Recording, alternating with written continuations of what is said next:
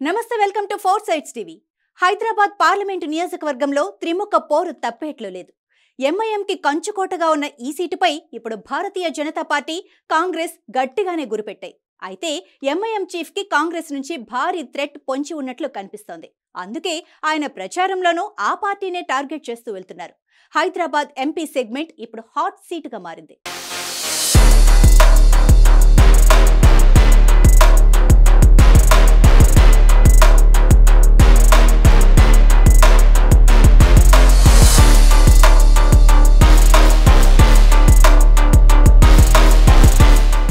చరిత్రలో ఎన్నడూ లేని విధంగా ఈసారి హైదరాబాద్ పార్లమెంటు స్థానానికి పోటీ అనూహ్యంగా పెరుగుతోంది. సాధారణంగా ఇక్కడ ఎన్నికలు ఎప్పుడూ ఏకపక్షమే. ముస్లింలు అధికంగా ఉన్న ఈ నియోజకవర్గంలో గత 30 ఏళ్ల నుంచి గాలిపటమే ఎగురుతోంది. దీంతో 1984 నుంచి ఇప్పటి వరకు మజ్లిస్ పార్టీకి కంచుకోటగా మారింది. ప్రత్యర్థులు ఎంతటి వారు ఉన్నా గెలుపు మాత్రం ఎంఐఎందే అనే రీతిలో ఉంటుంది. కానీ ఇప్పుడు లెక్కలు మారే. రోజులు ఎప్పుడూ ఒకేలా ఉండవు కదా. బండ్లు ఓడలవుతాయి, ఓడలు బండ్లవుతాయి అంటారు. ఇప్పుడు హైదరాబాద్ లోక్సభ స్థానంలో అదే జరుగుతున్నట్లు కనిపిస్తోంది. తన గెలుపు నల్లేరు మీద నడకే అని భావించిన అసదుద్దీన్ ఓవైసీకి గట్టి పోటీ తప్పేలా లేదు. ఓవైపు కేంద్రంలో అధికారంలో ఉన్న బీజేపీ, మరోవైపు రాష్ట్రంలో అధికారంలో ఉన్న కాంగ్రెస్ పార్టీలు ఈ సీటుపై స్పెషల్ గా ఫోకస్ చేశాయి. వీటితో పాటు బీఆర్ఎస్, బీఎస్పీ వంటి పార్టీలు కూడా పోటీకి సై అంటున్నాయి. దీంతో పాత బస్తీ రాజకీయం కొత్త రాజకీయానికి తెరలేపింది.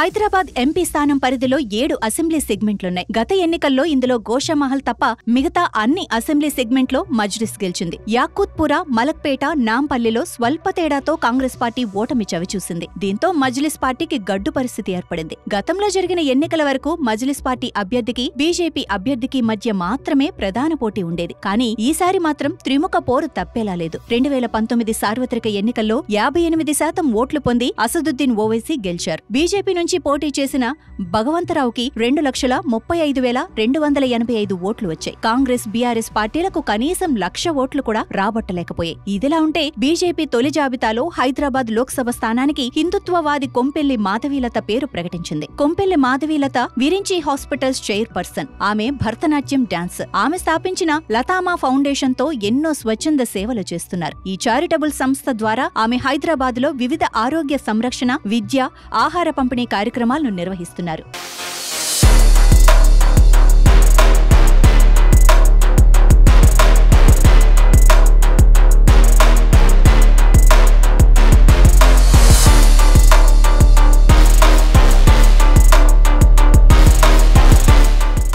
మాధవీలత కోటి ఉమెన్స్ కళాశాలలో రాజనీతి శాస్త్రంలో ఎంఏ చదివారు. మాధవీలత హిందూ ధర్మ ప్రసంగాలు తరచూ సోషల్ మీడియాలో వైరల్ అవుతూ ఉంటాయి. ఎన్సీసీ క్యాడెట్ గా, క్లాసికల్ సింగర్ గా సైతం మంచి గుర్తింపు తెచ్చుకున్నారు. ఎంఐఎం కంచుకోట పాత బస్తీలో తరచూ ఆధ్యాత్మిక కార్యక్రమాలు చేపట్టేవారు. ప్రధాని మోడీ నాయకత్వం, బీజేపీ విధానాలకు ఆకర్షితురాలై మాధవీలత బీజేపీలో చేరారు. పాత బస్తీలో ఏమైనా సమస్యలు వస్తే వాటికి పరిష్కారం చూపించేవారు. హైదరాబాద్ ఎంపీ అసదుద్దీన్ ఓవైసీ వ్యాఖ్యలకు ఆమె కౌంటర్ ఇచ్చేవారు. బీజేపీ ప్రతినిధిగా అసదుద్దీన్ విధానాలను తనదైన శైలిలో వ్యతిరేకించడంతో పార్టీ అధిష్టానం దృష్టిలో పడ్డారు. గతంలో హైదరాబాద్ లోక్సభ స్థానం నుంచి బరిలోకి దిగిన బీజేపీ నేతలు 2వ స్థానంలో నిలిచారు, కానీ విజయాన్ని మాత్రం అందుకోలేకపోయారు. అందుకే ఈసారి ఎలాగైనా గెలవాలి అన్న సంకల్పంతో మాధవీలతను బరిలో ఉంచింది బీజేపీ. తెలంగాణలో ఎంఐఎం గెలిచే ఒక్క ఎంపీ స్థానం హైదరాబాద్. ప్రస్తుత ఎంపీ అసదుద్దీన్ ఓవైసీ 2004 నుంచి వరుస ఎన్నికల్లో విజయం సాధిస్తున్నారు. 2009, 2014, 2019 4 సార్లు వరుస లోక్సభ స్థానాల్లో నెగ్గుతూ వస్తున్నారు. అసదుద్దీన్ కు ముందు ఆయన తండ్రి సలావుద్దీన్ ఓవైసీ 1984 నుంచి 2004 వరకు 2 దశాబ్దాల పాటు పలుమార్లు ఎంపీగా గెలుపొందారు. అంటే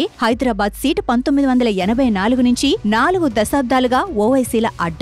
ఈసారి ఎలాగైనా ఎంఐఎం కు చెక్ పెట్టి విజయం సాధించాలని భావిస్తున్న బీజేపీ అధిష్టానం అనూహ్యంగా మాధవీలతకు ఛాన్స్ ఇచ్చింది. ఎంతో ఆస్తి ఉన్నా సాధారణ జీవితమే తనకు ఇష్టమని చెప్పే మాధవీలత ఆధ్యాత్మిక విషయాలు, సంస్కృతి, సంప్రదాయాలపై తన అభిప్రాయాల్ని నిర్మమాటంగా చెబుతూ ఉంటారు. అసదుద్దీన్ పైనే పోటీకి నిలపటంతో మాధవీలత మరోసారి హాట్ టాపిక్ అయ్యారు.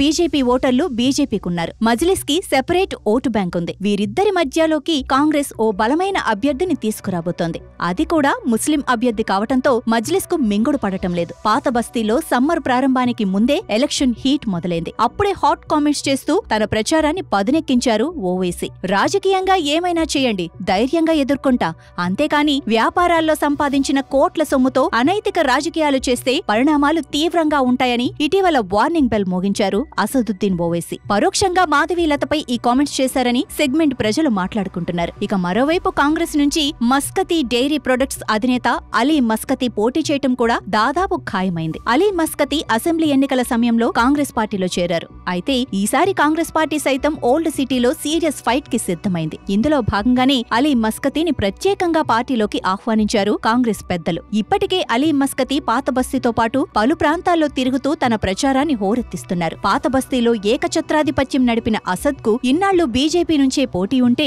ఇప్పుడు కాంగ్రెస్ పార్టీ కూడా బలమైన ప్రత్యర్థిని రంగంలోకి దించటం ఆసక్తికరంగా మారింది.